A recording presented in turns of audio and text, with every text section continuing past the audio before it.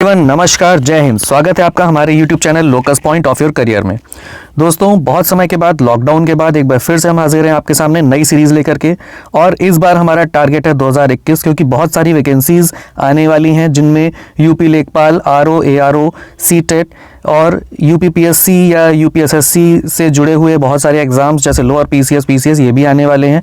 तो इन सभी को टारगेट में हमको लेकर के चलना है, लेकिन साथ ही साथ यूपी में होने वाले एग्जाम्स के लिए जो गवर्नमेंट प्लान कर रही है वो प्री एलिजिबिलिटी टेस्ट का भी प्लान कर रही है। यानी कि अब हमको प्री एलिजिबिलिटी टेस्ट को क्वालिफाई करना होगा, उसके बाद ही हम किसी एग्जाम के लिए एलिजिबल हो पाएंगे। तो उस तैयारी को ध्यान में रखते हुए हम अब से आपके सामने रेगुलर बेसिस पर सभी टेक्निकल, नॉन टेक्निकल सभी प्रकार के सब्जेक्ट्स की सीरीज़ लेकर के आएंगे। और इसकी शुरुआत हम कर रहे हैं हिंदी व्याकरण के आज के इस लेक्चर से। आज के इस लेक्चर में हम एक इम्पॉर्टेंट टॉपिक समास की बात करेंगे। समास, जिसको इंग्लिश में कंपाउंड बोला जाता है। तो समास के भेद यानी कि समास के टाइप्स और उसके एग्जाम्पल्स की हम आज बात करेंगे। इस लेक्चर के नोट्स पीडीएफ के फॉर्म में डिस्क्रिप्शन बॉक्स में अवेलेबल रहेंगे, आपको मिल जाएंगे। लेकिन आगे बढ़ने से पहले मेरी एक रिक्वेस्ट है, अगर आपने अभी तक हमारे चैनल को सब्सक्राइब नहीं किया तो प्लीज़ इसको सब्सक्राइब कर लीजिए, क्योंकि यहाँ पर आपको एक ही प्लेटफॉर्म पर टेक्निकल, नॉन टेक्निकल सभी तरह के सब्जेक्ट्स के लेक्चर्स मिलेंगे और हेल्प मिलेगी। तो चलिए स्टार्ट करते हैं हम आज का टॉपिक। तो बात हम कर रहे हैं समास की, जिसको इंग्लिश में बोला जाता है कंपाउंड। समास या सामासिक पद के नाम से भी इसको जाना जाता है। तो समास को अगर हम दो पार्ट्स में ब्रेक करें, यानी कि जिन दो टर्म्स से ये शब्द बना है, तो वो है सम प्लस आस, यानी कि संक्षिप्त और कथन। संक्षिप्त शब्द जिसको बोला जाता है। तो अगर इसको हम डेफिनेशन की बात करें, परिभाषा की, तो दो या दो से अधिक शब्दों से मिलकर बने हुए नए सार्थक शब्द को समास कहा जाता है। दो या दो से अधिक शब्दों से मिलकर बने हुए नए सार्थक शब्द को समास कहा जाता है। समास में जो दो पद होते हैं, पद मतलब टर्म्स, उन दोनों पदों को अगर हम अलग अलग कर देते हैं तो इस प्रोसेस को, यानी कि अलग अलग करने के इस प्रोसेस को समास विग्रह या व्यास कहा जाता है। जैसे रचनाकार एक समासिक पद या समास है, तो इसको अगर हम इसका विग्रह करेंगे तो वो होगा रचना को करने वाला, यानी कि रचना को करने वाला। ऐसे ही प्रतिदिन इसका विग्रह हो जाएगा प्रत्येक दिन। तो ये तो होते हैं समास। अब समास के अगर टाइप्स की हम बात करते हैं कि समास के भेद क्या हैं या टाइप्स क्या हैं, तो समास को बेसिकली हम लोग 6 पार्ट्स में डिवाइड करते हैं। 6 टाइप्स के समास बोले जाते हैं, जिनमें पहला है अव्ययी भाव समास, जिसको इंग्लिश में बोलते हैं एडवर्बियल कंपाउंड। इसमें पूर्व पद प्रधान होता है और अव्यय होता है, यानी कि एडवर्ब होता है। पूर्व पद मतलब पहला टर्म जो होता है, जिन दो शब्दों से मिलकर के ये बना है उसमें पहला टर्म जो होगा इस समासिक पद में वो आपको दिखेगा, वो एक एडवर्ब यानी कि अव्यय होगा। अव्यय वो शब्द होते हैं जिन पर लिंग, काल, वचन इन सब का कोई फर्क नहीं पड़ता। जैसे आजीवन की हम बात करें तो यहाँ पर आ जो है ये एक अव्यय है, तो ये अव्ययी भाव समास होते हैं। दूसरा होता है तत्पुरुष समास, जिसको डिटर्मिनेटिव कंपाउंड बोलते हैं इंग्लिश में। इसमें उत्तर पद प्रधान होता है। उत्तर पद मतलब बाद वाला जो टर्म है, बाद वाला जो पद है वो प्रधान होता है, यानी कि जिससे मेन इसका अर्थ निकलता है। ओके, फिर तीसरे की हम बात करते हैं तो तीसरा होता है कर्मधारय, जिसको अपोजिशनल कंपाउंड बोला जाता है। इसमें भी उत्तर पद यानी कि बाद वाला पद प्रधान होता है। चौथा होता है द्विगु समास। द्विगु समास में उत्तर पद प्रधान होता है, यानी कि बाद वाला पद प्रधान होता है। इनमें जो डिफरेंसेस हैं बेसिकली वो अब हम लोग आगे पढ़ेंगे, लेकिन ये चीज़ आपको ध्यान रखनी है कि किसमें कौन सा पद प्रधान होता है। तो इसके बाद अगला जो आता है वो है द्वंद्व समास, जिसको बोलते हैं कॉपुलेटिव कंपाउंड। इसमें दोनों ही पद प्रधान होते हैं, किसी भी एक को हम नहीं मान सकते कि ये मेन टर्म है, दोनों टर्म मेन होंगे। जैसे कहीं पर लिखा है सीताराम, तो सीता और राम यहाँ पर दोनों ही पद प्रधान हैं, यानी कि दोनों ही अपने आप में इंपॉर्टेंस रखते हैं। ओके, और अगला जो छठा है वो होता है बहुव्रीहि समास, यानी कि एट्रीब्यूटिव कंपाउंड। इसमें कोई भी पद प्रधान नहीं होता है और दोनों जो पद होते हैं यानी कि टर्म्स होते हैं उनको मिलाकर के जब एक नया शब्द बनता है तो उसका अर्थ बिल्कुल अलग ही निकलता है। दोनों पद मिला करके जो शब्द बनाते हैं उनका जो मिलने वाला शब्द है उसका अर्थ बिल्कुल अलग निकलता है। इसके एग्जाम्पल्स अब हम लोग एक एक करके आगे देखेंगे। तो आइए डिटेल में देखते हैं कि ये समास क्या होते हैं। तो सबसे पहले की हम बात करते हैं तो सबसे पहला है अव्ययी भाव समास। इसमें पहला पद अव्यय होता है और प्रधान होता है। पहला पद प्रधान होता है, ये मैंने आपको पहले ही बताया, और ये अव्यय होता है। अब अव्यय कौन कौन से होते हैं तो देखिए, जैसे अनु या आ, प्रति, भर, यथा, यावत, हर, ये अगर किसी शब्द में पहले से सबसे पहले लगे हुए हैं, यानी कि पहले जो टर्म है वो ये हैं, तो वो अव्ययी भाव समास कहलाता है। जैसे चलिए एग्जाम्पल देख लेते हैं इसके। अगर हम यहाँ पर देखें सामासिक पद, उसमें पहला पद क्या है, उत्तर पद यानी बाद वाला पद क्या है, और उसका विग्रह, समास विग्रह क्या है। तो चलिए, पहला है यथाक्रम, पहला पद है यथा, दूसरा पद है क्रम, और इसका जो हम देखें तो क्रम के अनुसार इसका विग्रह हो गया।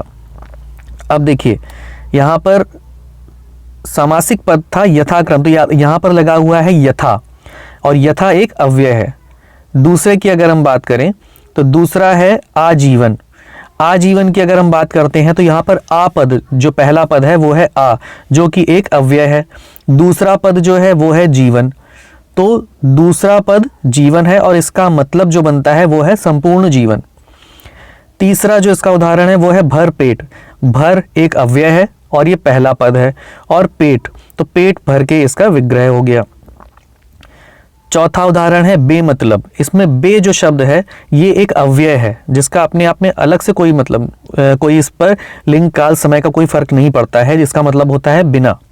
तो बे एक अव्यय है और दूसरा पद है मतलब, तो बे मतलब एक अव्ययी भाव समास हो गया। निडर, निडर में भी नी जो शब्द है ये एक अव्यय है, और उत्तर पद यानी कि बाद वाला जो पद है वो डर है, यानी कि बिना डर के इसका विग्रह हो गया।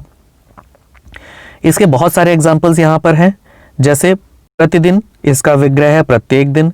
घर घर, प्रत्येक घर। रातों रात, यानी कि रात ही रात में।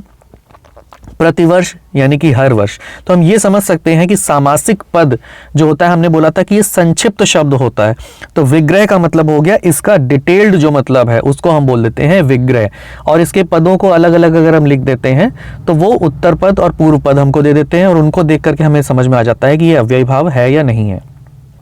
तो बहुत सारे एग्जाम्पल्स यहाँ पर भी हैं। आजन्म, यानी जन्म से लेकर इसका विग्रह हो गया ये। यथासाध्य, ये हम लोग पहले भी एग्जाम्पल देख चुके हैं, जैसे यथाक्रम था वैसे ही यथा और साध्य से मिलकर के बना है, जितना साधा जा सके। ऐसे बहुत सारे एग्जाम्पल्स यहाँ पर मैंने मेंशन कर रखे हैं, दे रखे हैं। और साथ ही साथ इन एग्जाम्पल्स के अलावा जो नोट्स की शीट आपको इस लेक्चर, इस वीडियो के डिस्क्रिप्शन बॉक्स में मिल जाएगी, वहाँ से आप डाउनलोड कर सकते हैं PDF। उसमें आपको और भी ज़्यादा एग्जाम्पल्स मिल जाएंगे जिनसे आप प्रैक्टिस कर सकते हैं, समझ सकते हैं समास को। तो आइए अब बात करते हैं बात करते हैं अब हम दूसरे समास की। और दूसरा समास होता है तत्पुरुष समास, जिसको बोलते हैं डिटर्मिनेटिव कंपाउंड। इसमें उत्तर पद यानी कि दूसरा पद प्रधान होता है। दूसरा जो टर्म होता है वो मेन टर्म होता है, प्रधान टर्म होता है, और कारक चिन्ह लुप्त हो जाता है, यानी कि छुप जाता है। अब ये कारक चिन्ह क्या होते हैं, तो जो लोग हिंदी मीडियम के हैं या संस्कृत में आपने रूप पढ़े होंगे, तो वहाँ से मैं आपको कोई चीज़ बता रहा हूँ, उसको आपको याद कर लेना है। ये आपने पढ़ा होगा, कर्ता ने, कर्म को करण से या के द्वारा, संप्रदान के लिए, अपादान से अलग होने के अर्थ में, संबंध का की के, अधिकरण में पर। इसमें देखिए यहाँ पर अलग अलग कारक चिन्ह है। जैसे कर्म का कारक चिन्ह है को, करण का कारक चिन्ह है से, जो इन्वर्टेड कॉमा में आपको दिख रहे हैं। करण का कारक चिन्ह हो गया से या के द्वारा। संप्रदान का कारक चिन्ह हो गया के लिए। अपादान का कारक चिन्ह हो गया से। संबंध बताने वाले जो कारक चिन्ह होते हैं वो होते हैं का की के, और अधिकरण इसके कारक चिन्ह होते हैं में पर। तो जहां पर ये कारक चिन्ह विग्रह करने पर हमें दिख रहे हो लेकिन शब्द में छुपे हुए हो, ऐसे सामासिक पद को हम तत्पुरुष समास बोलते हैं। और अधिक समझने के लिए चलिए इसका उदाहरण देखते हैं। जैसे राजकुमार, तो राजकुमार का अगर हम विग्रह करेंगे तो आएगा राजा का कुमार। तो अब राजा और कुमार ये तो दो टर्म हो गए, इनके बीच में देखिए जो चिन्ह, जो सामासिक पद था वो था राजकुमार, ये समास था, और राजा का कुमार ये विग्रह है। इस विग्रह में हम देख रहे हैं ये का टर्म आ रहा है, और का बताता है संबंध को। तो ये अगर हम देखें तो ये तत्पुरुष समास है। इसी तरह से गगनचुंबी, गगन को चूमने वाला, तो यहां पर अगर हम देखें तो इसमें भी को शब्द आ रहा है, को। तो को जो है ये कर्म पर है यहां पर, यानी कि कर्म का कारक चिन्ह है। तो गगन को चूमने वाला, ये भी तत्पुरुष समास हो गया। ये सब इसके टाइप्स हैं। जैसे को अगर आ रहा है, इसको हम बोलते हैं, फर्स्ट टर्म को हम भूल जाते हैं, ये होता है प्रथम, ये द्वितीय, तृतीय। तो इसके अकॉर्डिंग जैसे कर्म द्वितीय है, यानी कि दूसरा टर्म है ये, तो द्वितीय तत्पुरुष इसको बोला जाएगा। ठीक है, द्वितीय तत्पुरुष। ऐसे ही संबंध वाला जो आता है, तो ये देखिए 1 2 3 4 5 और 6, यानी कि षष्ठी, इसको बोला जाता है षष्ठी तत्पुरुष। जहां पर संबंध का कारक चिन्ह आएगा उसको बोलेंगे षष्ठी तत्पुरुष, जहां पर अधिकरण का कारक चिन्ह आएगा उसको बोलेंगे सप्तमी तत्पुरुष। तो ये तत्पुरुष समास के भी टाइप्स हैं। अगर को आ रहा है, गगन को चूमने वाला, तो ये हो गया द्वितीय तत्पुरुष, क्योंकि कर्म जो है ये द्वितीय होता है। अब देखिए अगला एग्जाम्पल देखते हैं, करुणा पूर्व। तो करुणा पूर्व का विग्रह जब करते हैं तो वो आ जाता है करुणा से पूर्व। तो यहाँ करुणा पूर्व में ये से शब्द जो है ये छुपा हुआ है। से शब्द कहाँ पर आ रहा है? ये करण से, यानी करण का कारक चिन्ह, और करण जो है ये देखिए 1 2 3, यानी कि तृतीय है। तो ये हो गया तृतीय तत्पुरुष समास। सूर रचित, तो सूर के द्वारा रचित, इसका विग्रह होगा सूर के द्वारा। तो सूर रचित में के द्वारा ये छुपा हुआ है, तो ये भी हो गया तृतीय तत्पुरुष, जो करण के कारक चिन्ह के वजह से हो रहा है। फिर प्रयोगशाला, तो प्रयोग के लिए शाला, तो देखिए के लिए किसका कारक चिन्ह है? संप्रदान का। ये देखिए संप्रदान, और संप्रदान होता है चतुर्थी, तो ये हो गया चतुर्थी तत्पुरुष। गृह स्वामी, गृह का स्वामी, ये हो गया षष्ठी तत्पुरुष। संबंध फिर से आ गया, का शब्द यहाँ पर छुपा हुआ है। तो ऐसे बहुत सारे एग्जाम्पल हैं। जैसे कला श्रेष्ठ, तो कला में श्रेष्ठ, में शब्द आता है अधिकरण के लिए, तो ये हो गया सप्तमी तत्पुरुष, क्योंकि अधिकरण सप्तमी होता है। ऐसे ही आप पर बीती, आप बीती, आप पर बीती। तो यहाँ पर देखिए, तो राजकुमार, गगनचुंबी, करुणापूर्व, सूर्य रचित, प्रयोगशाला, गृह स्वामी, कलाश्रेष्ठ और आप बीती, ये सभी तत्पुरुष समास के एग्जाम्पल्स हैं। और इनका विग्रह करने पर हमको दिखेगा कि कौन सा कारक चिन्ह इनमें छुप गया था। उस कारक चिन्ह के आधार पर हम डिसाइड करते हैं कि ये कौन सा समास है, तत्पुरुष में कौन सा समास है। इसके भी और बहुत सारे एग्जाम्पल्स आपको शीट जो अटैच्ड है उसमें मिल जाएंगे। आप पीडीएफ डाउनलोड करिएगा, उसमें आपको मिल जाएंगे। अब हम बात करते हैं तीसरे समास की। तो तीसरा जो समास है वो है कर्मधारय समास, यानी कि अपोजिशनल कंपाउंड। अपोजिशनल कंपाउंड या कर्मधारय समास में हमने पहले भी बताया था कि उत्तर पद यानी कि बाद वाला पद प्रधान होता है, मेन होता है, और पहले पद और दूसरे पद के बीच में उपमान, उपमेय यानी कि कंपैरिजन, और विशेषण विशेष यानी कि कोई विशेषता यानी क्वालिटी, ये चीज़ बताई जाती है। यानी कि इन दोनों पदों के बीच में के समान ये शब्द छुपा हुआ होगा, या फिर है जो ये शब्द छुपा होगा। यानी कि अगर किसी चीज़ से कंपैरिजन किया जा रहा है तो कर्मधारय समास होगा, या फिर उसकी कोई विशेषता बताई जा रही है तो कर्मधारय समास होगा। इससे पहले आइए एक बार फिर समझ लेते हैं कि उपमान और उपमेय क्या होते हैं। तो उपमेय वो चीज़ होती है जिसकी बात की जा रही है। जैसे चांद सा सुंदर मुख, इसमें बात की जा रही है मुख की, यानी चेहरे की बात की जा रही है मुख की। तो मुख की बात कर रहे हैं, यानी कि मुख जो है ये उपमेय है, और जिससे कंपैरिजन किया जाता है वो होता है उपमान। जैसे चांद सा सुंदर मुख बोला, तो कंपैरिजन यहाँ पर मुख का किससे किया जा रहा है? चांद से, तो चांद यहाँ पर उपमान हो गया। तो उपमेय और उपमान आपको समझ में आ गए होंगे। ऐसे ही विशेषण विशेष की अगर हम बात करें तो संज्ञा सर्वनाम की विशेषता बताने वाले शब्द को विशेषण कहते हैं। इसमें विशेषण जिस संज्ञा या सर्वनाम की विशेषता बता रहा है उसे बोलते हैं विशेष्य। जैसे अब इसके चलिए एग्जाम्पल देख लेते हैं हम लोग। तो चरण कमल, चरण कमल यानी कि चरण जो कमल के समान है, तो चरण हो गया उपमेय और कमल हो गया उपमान। तो चरण कमल, ये देखिए के समान, ये शब्द छुपा हुआ था चरण कमल में। तो चरण कमल की अगर हम बात करें तो ये कर्मधारय समास है। लाल मणि, तो मणि यहाँ पर विशेष्य है और लाल विशेषण है, ये विशेषता बता रहा है। तो लाल है जो मणि वो है लाल मणि, तो लाल मणि भी कर्मधारय समास हो गया। ऐसे ही और एग्जाम्पल देखिए, महादेव, महान है जो देव, यानी कि महादेव कर्मधारय समास हो गया। परमेश्वर, परम है जो ईश्वर, तो ये भी हो गया कर्मधारय समास। इसी प्रकार मृग नयन, तो यहाँ पर नयन उपमेय है और मृग उपमान है, तो मृग के समान नयन। क्रोधाग्नि, क्रोध रूपी अग्नि, क्रोध रूपी अग्नि, अग्नि और क्रोध में कंपैरिजन हो रहा है, तो ये भी कर्मधारय समास हो गया। ये बहुत सारे एग्जाम्पल्स हो गए कर्मधारय समास के। अब चलिए बढ़ते हैं हम अगले समास की ओर। अगला जो समास है यानी कि चौथे नंबर पे जो आता है वो है द्विगु समास, न्यूमरल कंपाउंड। तो नाम से ही आपको समझ में आ गया, न्यूमरल कंपाउंड मतलब नंबर, यानी कि इसमें भी बाद वाला पद प्रधान होगा, लेकिन जो पहला पद होगा वो संख्यावाचक होगा जिससे नंबर झलक रहा होगा। इसमें ग्रुप, एक समूह का बोध होगा, मतलब कई सारे, इस तरह की चीज आपको इसमें नजर आएगी क्योंकि संख्या लगी होगी किसी भी चीज के पहले। तो चलिए एग्जाम्पल देख लेते हैं। एग्जाम्पल के लिए सप्त सिंधु, यानी कि 7 सिंधुओं का समूह। सप्त ये जो लगा हुआ है पहला पद है, सिंधु दूसरा पद है, तो दूसरा पद हो गया प्रधान पद यानी कि सिंधु, मतलब तो उसी से निकलेगा। लेकिन सप्त जो है ये पहला पद है और ये संख्यावाचक है, न्यूमरल है, तो इसलिए ये द्विगु समास हो गया।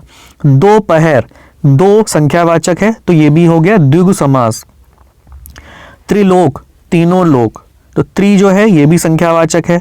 चौराहा में चौ यानी कि 4, ये भी संख्यावाचक हो गया तो द्विगु समास हो गया। सप्ताह यानी कि सप्त, सप्त जो है ये 7 दिनों का समूह, तो सप्त क्या होता है 7, ये भी संख्यावाचक हो गया। नवरात्रि, 9 रात्रियों का समूह, तो 9 नव जो है ये भी संख्यावाचक हो गया। तिरंगा, इसमें ती जो है ये भी संख्यावाचक है, तो जितने भी संख्यावाचक होंगे ये द्विगु समास होंगे। अगला जो है 5वें नंबर पर आता है द्वंद्व समास। द्वंद्व समास को हम बोलते हैं कॉपुलेटिव कंपाउंड। द्वंद्व आप समझ सकते हैं, द्वंद्व मतलब दो लोगों के बीच में अगर द्वंद्व हो रहा है यानी कि दोनों बराबरी के होंगे तभी द्वंद्व होगा। तो ये ऐसा समास होता है जिसमें दोनों पद प्रधान होते हैं, कोई एक टर्म मेन नहीं होता है, दोनों ही टर्म मेन टर्म्स होते हैं, दोनों पद प्रधान पद होते हैं। दोनों के बीच में हाइफन यानी कि जो डैश वाला एक साइन होता है वो लगा होता है ज्यादातर, कुछ एक मामलों में हो सकता है ना मिले लेकिन ज्यादातर ये लगा होता है। और जब हम विग्रह करेंगे तो इन दोनों पदों के बीच में या तो और लिख के आएगा या फिर या शब्द, या अथवा, ये शब्द लग करके आएंगे, और एवं या अथवा लग जाएगा विग्रह करने पर।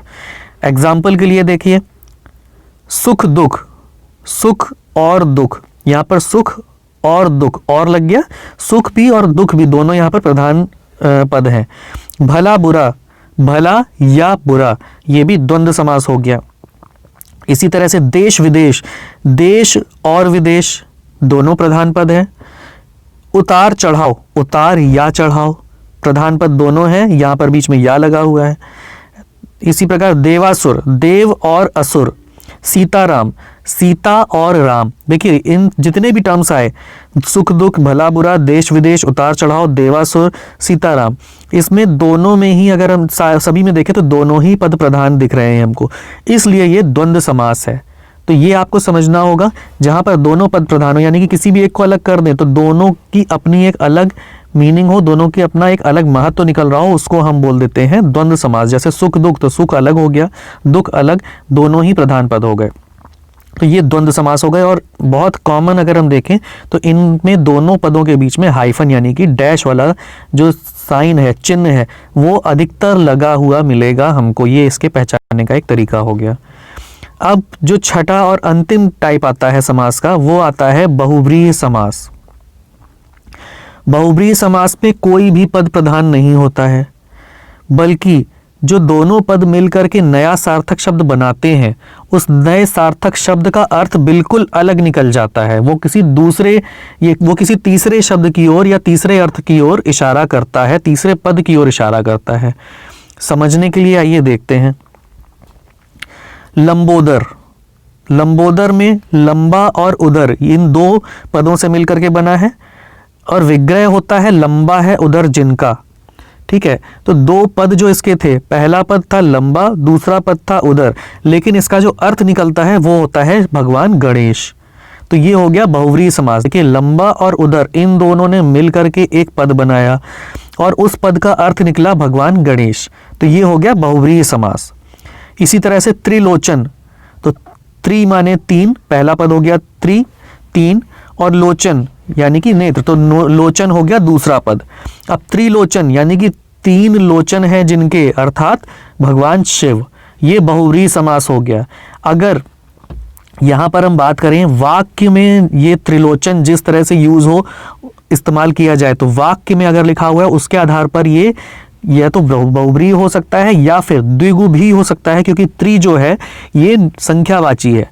तो हमको ये देखना होगा कि वाक्य का अर्थ क्या निकल रहा है। अगर वहाँ पर भगवान शिव का अर्थ निकल रहा है तो बहुव्रीहि समास हो गया, और अगर शिव अर्थ नहीं निकल रहा है तो ये हो जाएगा आपका द्विगु समास।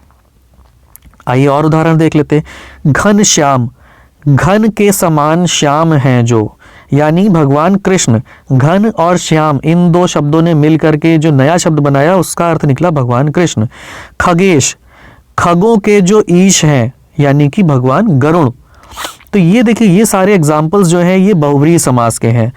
तो उम्मीद करते हैं कि आज के इस लेक्चर से आपको हिंदी व्याकरण का जो समास एक चैप्टर है, एक टॉपिक है, ये आपको समझ में आ गया होगा। अगर आपको इस लेक्चर से कुछ समझ में आया हो, फ़ायदा मिला हो, तो प्लीज़ हमारे इस वीडियो को लाइक कर दीजिएगा, शेयर ज़रूर करिएगा, और हमारे चैनल को अगर आप तक सब्सक्राइब नहीं किया है तो आप भी करिए और दूसरों से भी करवाइए और ग्रुप स्टडी का मज़ा लीजिए। साथ ही साथ बेल आइकन को प्रेस करना बिल्कुल मत भूलिएगा, ताकि हमारे आने वाले वीडियो लेक्चर्स के नोटिफिकेशन आप तक पहुंचते रहें। तो दोस्तों, मिलते हैं अब हम अगले लेक्चर में नए टॉपिक के साथ, और इस लेक्चर की PDF डाउनलोड करना मत भूलिएगा, जिसका लिंक डिस्क्रिप्शन बॉक्स में दे रखा है। Okay, thanks for watching.